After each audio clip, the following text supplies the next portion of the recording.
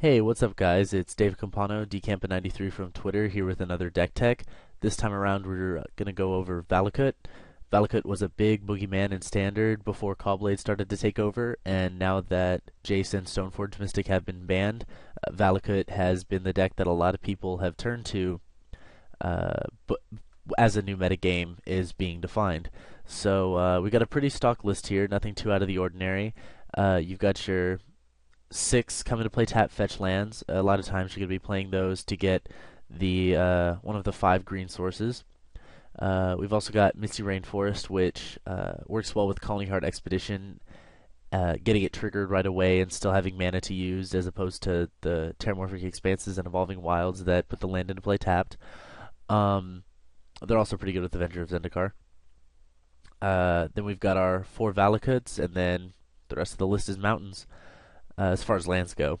In the 2-drop slot, we've got the majority of our ramp suite. We've got 4 Explorers, 3 Calling Heart Expedition, and 4 Overgrown Battlements, all of which are really good to play on turn 2. Some lists use Lotus Cobra, but I prefer Battlement, especially against red decks, because it's a solid blocker as well as ramping you, whereas Cobra a lot of times will get Doombladed or Bolted or whatever right away. We've also got Pyroclasm. This is a fairly recent addition to the deck.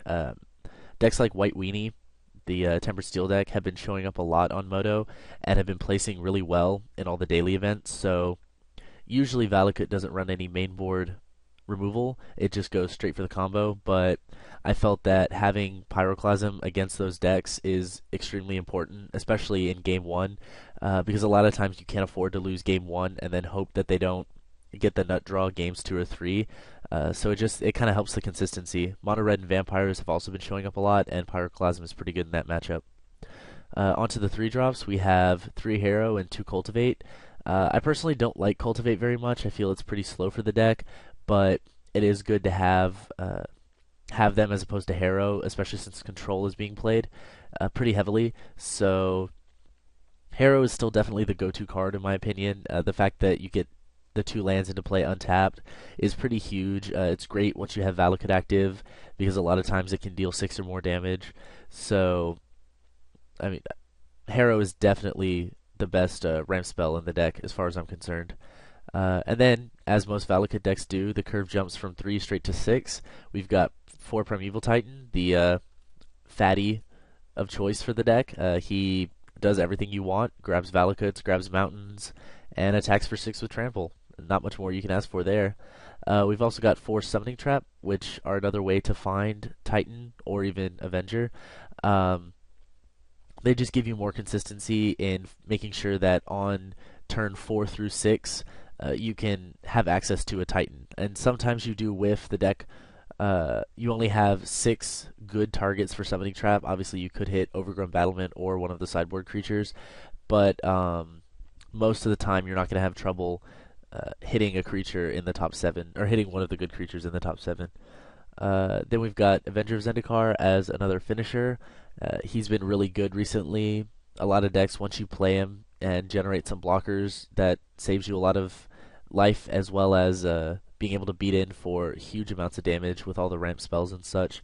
And even just casting a Misty Rain, or casting a Titan with Avenger is just insane.